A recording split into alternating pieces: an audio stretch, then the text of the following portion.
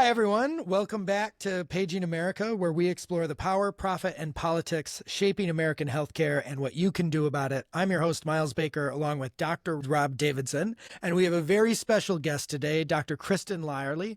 She's a practicing OBGYN and chair of the board of the Committee to Protect Healthcare.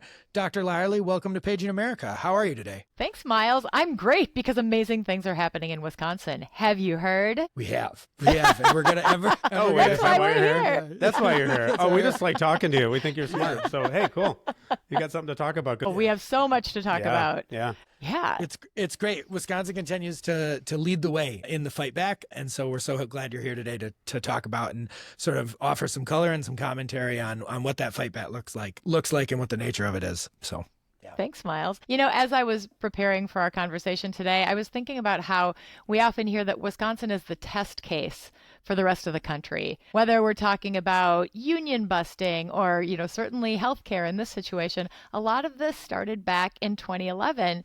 And I found this article by Paul Krugman in the New York Times, and he literally said, what Mr. Walker and his backers are trying to do is make Wisconsin and eventually America less of a functioning democracy and more of a third world style oligarchy. How relevant is that today? Great. Prescient, unfortunately. Yeah, unfortunately. Yeah. I was actually living in Wisconsin at the time when Scott Walker took power and then began his assault on sort of union rights and a whole and democracy sort of writ large. And it felt like that. It felt like the beginning of a new project. Mm-hmm. And it was gauze.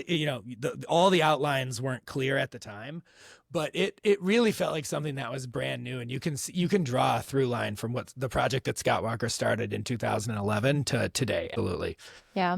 And then we started to see, as an OBGYN doctor, and I was already in my residency at that time, we started to see them picking away at our ability to take care of our patients. And it was one thing after another. And we saw the same bills popping up all over the country, whether it was an ultrasound requirement or a waiting period or admitting privileges, having to have admitting privileges within so many miles of a place where abortions were being performed. All of these things made it harder and harder to offer abortion care.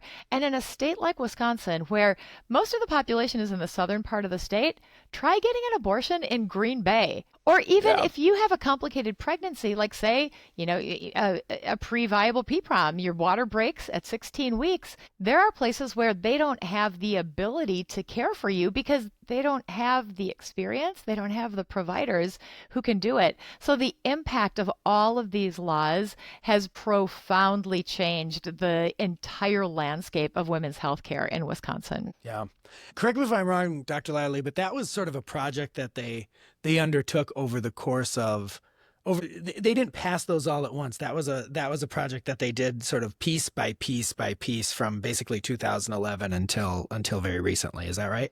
Yeah, that's exactly right. They picked away at it one law at a time, and we tried to fight back. But because it was just a little piece at a time, we just didn't have the will. And remember what the political climate was like back then. Now abortion lives clearly like, people who are in favor of people being able to access abortion, that lives in the Democratic Party. And the anti-choice people live in the Republican Party. It wasn't like that back then. It was much more of an issue, of a values issue. So it was an entirely different scenario. And, because of that, they were able to pass a number of different bills. And then we started to see, hey, wait a minute, if Roe v. Wade were to fall, Wisconsin has a bill on the books from 1849, a law on the books from 1849 that would take away all access to abortion care with the exception of the life of the mother. And we're all doctors here. Medicine was different in 1849. There weren't pregnancy tests. There weren't ultrasounds. Doctors didn't even really deliver most of the babies. It was mostly midwifery care. Again, the context was totally different. We didn't believe at the time when people started saying, oh, this law could go back into effect. We were all like, yeah, I don't think so. But lo and behold. Yeah, we know what happened, right, in 22. Can you walk through for me, I'm not in Wisconsin, and kind of from 11 up until, say, 22, the sequencing, or maybe not in detail, but like the kinds of laws exactly that I mean, I think you know all the different laws that they put in place, right, to make abortions more difficult to obtain. I think some of them are called trap laws, but you said an ultrasound requirement. That's the requirement of getting an ultrasound is it like a day before, 24 hours before? Were there certain kind of consent laws that were onerous and challenging? I know in Michigan we had laws that clinic doorways had to be a certain width that didn't fit most clinics. They really fit hospitals. I mean, is that the kind of thing they were doing there for a decade or so? Exactly that kind of stuff. So Yeah. state mandated biased information is the one that really gets me. We have to read a state mandated script to our patients that is not medically accurate. And it's totally inappropriate. And as an abortion provider, I did work at the Planned Parenthood clinic in Sheboygan, and it was heartbreaking every time that I would have to pull that script out because it's just wrong. I mean, if there's one thing we're taught as physicians, it's you need to tell your patients about all of the risks and benefits so that they can make their decisions based on good, accurate information. And that's not what this was. So there's this script. That's one thing. And there's a code, right? There's a thing we talk about: informed consent, informed refusal. But that, like, the first part of that is informed with actual information. I mean, I know for me, when patients want to leave against medical advice, you ask them, please repeat back, like, the things that could happen to you. Make sure you have this. So you're telling me that the state, right, Republican Party, but the legislators somehow crafted a document that they made you all read that wasn't actual information. So you were really not able to live up to that part of all of our jobs that we really hold sacrosanct. Yeah, like so many of the other pieces of our jobs that we're not able to follow through on, you know, especially as an OBGYN doctor, when my patient comes to me and she needs care and I know exactly what to do for her and I know what all of the right medical advice is, but I can't do it because of political interference. This is another example of that. Another law that has really caused problems for people is a 24-hour waiting period. So when I worked in Sheboygan, I would see people driving 3 hours to come to just get a medication abortion. We weren't even doing procedures at the time. And I'll never forget the time where I was counseling this couple and we got through all the questions and it was clear that they needed some time to talk. So I stepped out of the room. And when I came back in, he was explaining to her that he could sell something that he cherished so that they could get enough money to be able to drive home and come back again for the second visit. And the second visit is just me handing her a pill. Right. So it's a huge barrier. You know, those of us who have resources and dollars don't think about that. But there are so many people in the world who don't have a car, who don't have the money to put gas in their car. I bumped into a patient in the parking lot who was crying. Her gas gauge was broken. She couldn't get back home because she didn't have any gas. Wow. Yeah. That's wild. Yeah. Yeah. So the 24-hour waiting period is a huge deal. And there are so many more. Yeah. Right. So we sort of the stack of chipping away at rights that the Republicans codified over the course of the last decade. We see the fall of Roe v. Wade, and the 1849 law snaps back into the governing law of the state. Can we talk about what happens then? Sure. Yes. And I say it when I say, yeah, I mean, we lost all access to abortion care. And that weekend, that was on a Friday afternoon. I don't know if you remember when that came down.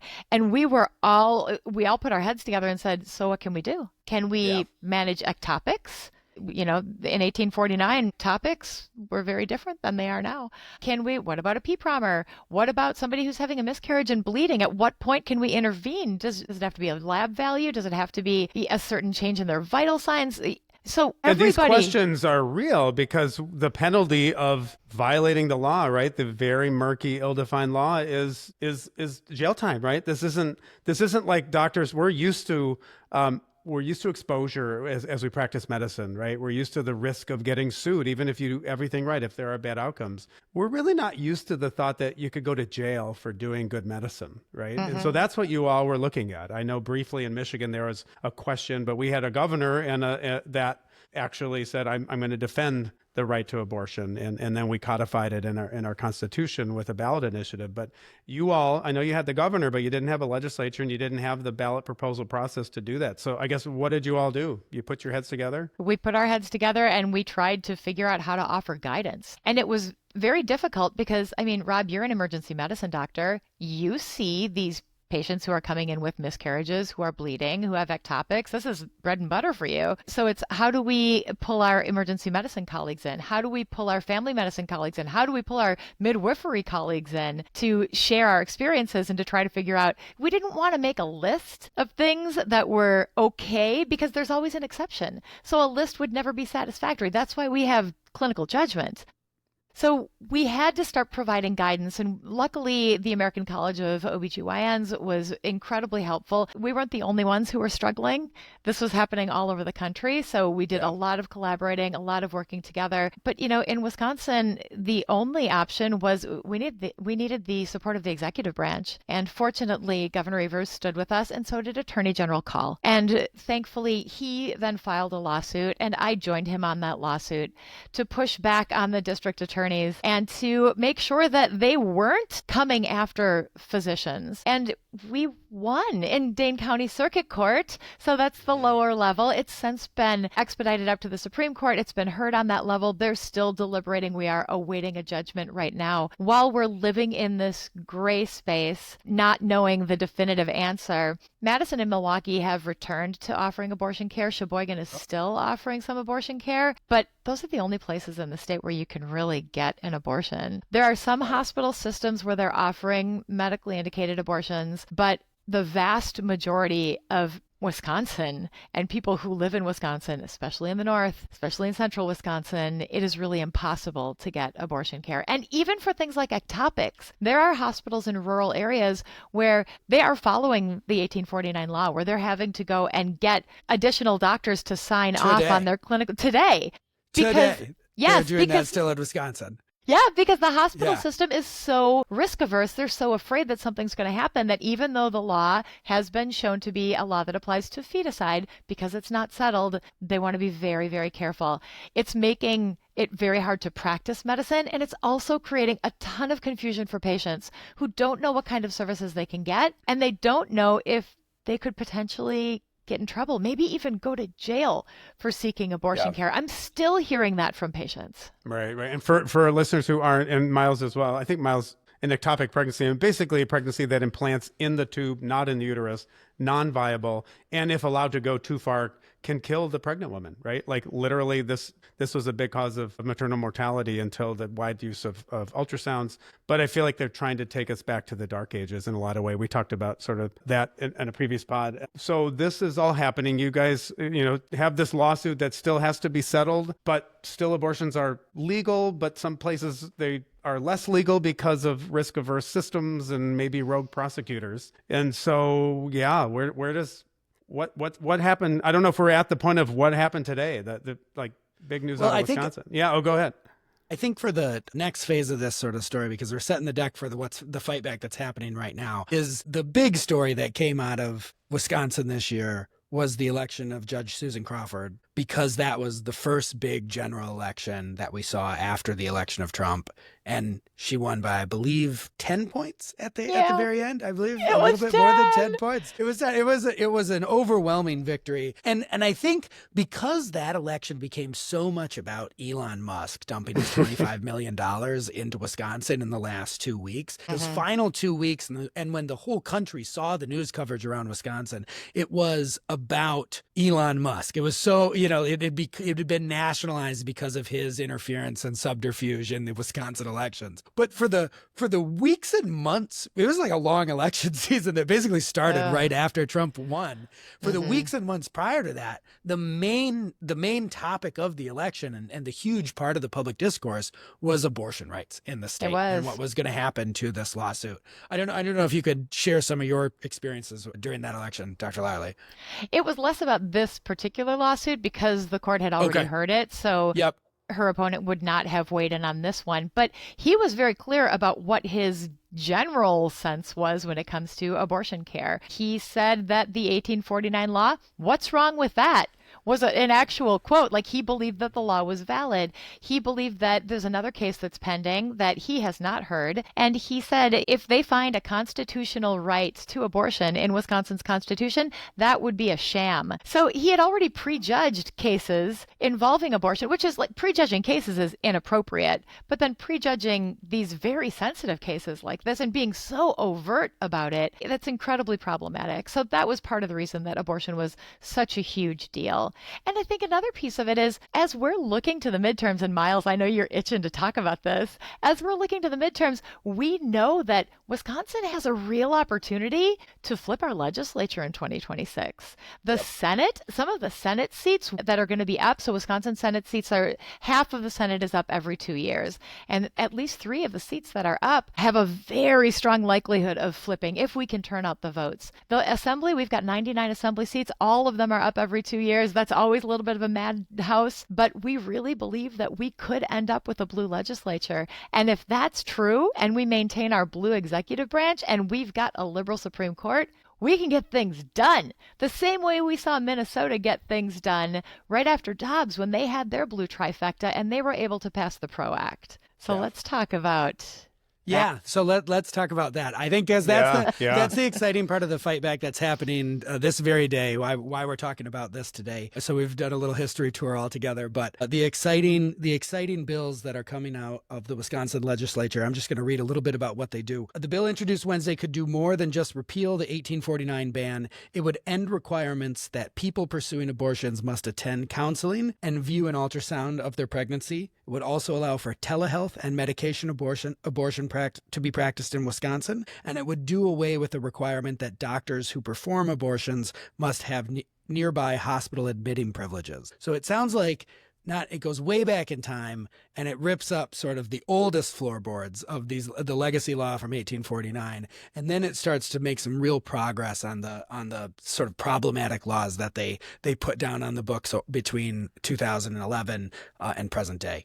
Exactly that. That's exciting. I mean, why that's exciting is because there's real progress to be made in the laws. This isn't just for show. This is legislation that has to happen. It sounds like will change people's lives and change people's access to care. Dr. Lyerly, what are your thoughts on what the legislator is doing here? Is it good policy and is it good politics? Hey, I think it's both. I think the policy is airtight. I mean, it's literally just repealing all of these ridiculous laws that don't serve our patients, that make it harder for our patients to get access to care and for us to deliver that care. So this in itself is very exciting. The politics piece is very interesting. We've got a red legislature right now. This is not going to pass in this cycle. We know that, but we also know that all of the Democrats in Wisconsin's legislature are on board with this bill. So now our job as OBGYN doctors and as a medical community united is to get out into communities and help people understand what this means, how these barriers have been affecting them. And people get it because 1 in 4 women in this country have had an abortion, and many more have had miscarriages and complicated pregnancies. So if we as trusted messengers can use our voices in our own communities where people know us and start telling those stories, we can make the headway that we will need to win the election and to get this bill passed so people can finally get health care again. Hear, hear. Yeah, amen. That sounds great. Yeah. Sign me up.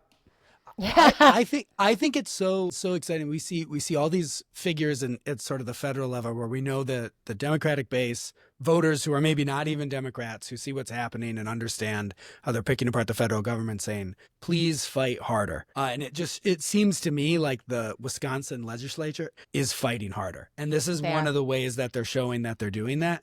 And they're putting a mile marker down on the ground that I think anyone who wants to see that out of state legislators, not always as exciting as federal campaigns. But come on, it is in Wisconsin. It is in Wisconsin. The legislator in Wisconsin is actually terribly interesting for those who are interested in it. But to show that fight, I think, is a real example, and it's a great example for other states to say, like, put a mile marker down and let's start talking about what the election's going to be about in a few years, like right now. Yeah, and we've seen these beacons of hope. We just in the Senate passed postpartum Medicaid extension. We haven't passed it in the Assembly yet. We still have some barriers. We're the only state that really hasn't done this, so we have every reason to do it.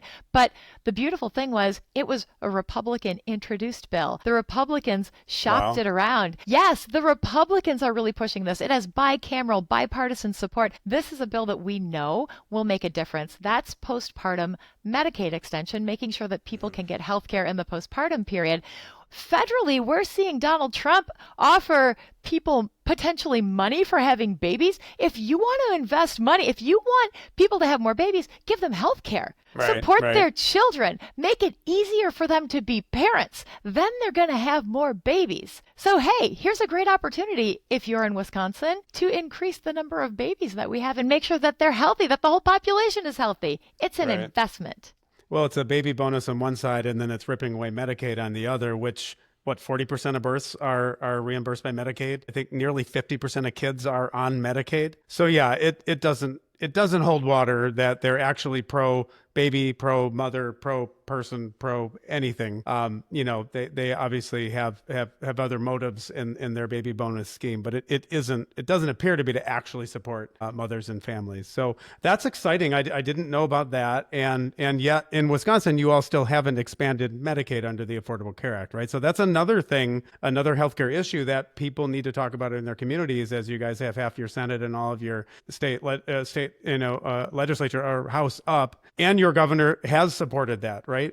Expanding Badger Care has supported that. So I think that's, another possible win for healthcare in the state and for women, for children, for babies, all of the above. Mm-hmm. So, I mean, there's a lot going on in the healthcare and politics space. I think we'll be talking to you a lot more over the next 18 plus months before that election, because, I mean, it's going to be kind of ground zero for those issues that we kind of care so much about and have a lot to say about. I sure hope so. These are the conversations we need to be having. I discharged a patient just yesterday, and as she was going home with her new baby, she hadn't voted in over a decade. And she tended to be pretty conservative. Her mom was there. Clearly, she was a Trump voter. But as we were talking about the things that we cared about, we talked about Medicaid. She was on Medicaid. We talked about the SAVE Act. We talked about some of the things that are happening across the country that are affecting them personally, that they hadn't put the pieces together. But once we started having the discussion, and they trusted me because I was their doctor. And she said to me before I walked out the door, "Now I have a reason to vote." And it's him.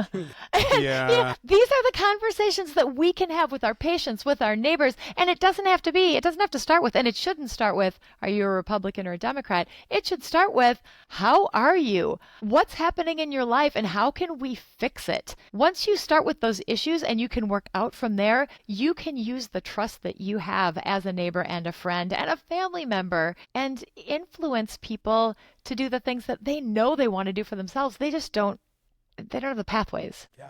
Well, I wonder if maybe we should leave it at that, because that's great advice. And Dr. Lyerly, we want to say thank you so much for taking a tour of recent Wisconsin history and helping us understand and sharing a little bit about what the fight back looks like in Wisconsin as they continue to lead the way. So on Wisconsin. Love it. Anytime, Miles. Thanks for having me. Thanks, Great Rob. to see you. Thanks. Well, hey, Rob, that was a great interview with Dr. Lyerly. I think we're hopefully be hearing more from her and more stories out of Wisconsin as they continue to provide leadership in sort of the fight back strategies and also show the way on how to win. And she's a big part of it. What'd you think? She's a huge part of it. And she really undersold herself and her own kind of contribution to that whole effort. I mean, she was hugely involved in the pushback against Musk and trying to take that Supreme Court seat.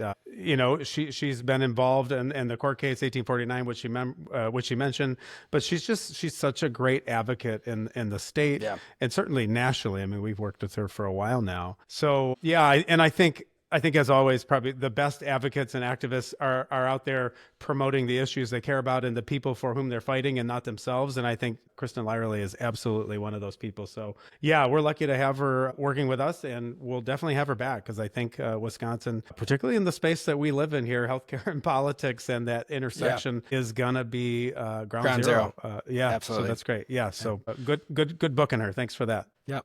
All right. Well, I'm going to read us out. Today's episode was written by Chris Savage, Dr. Rob Davidson, and me. Produced by Amelia Dillenschneider, Aslan Ibrahim, and Joel Bryson.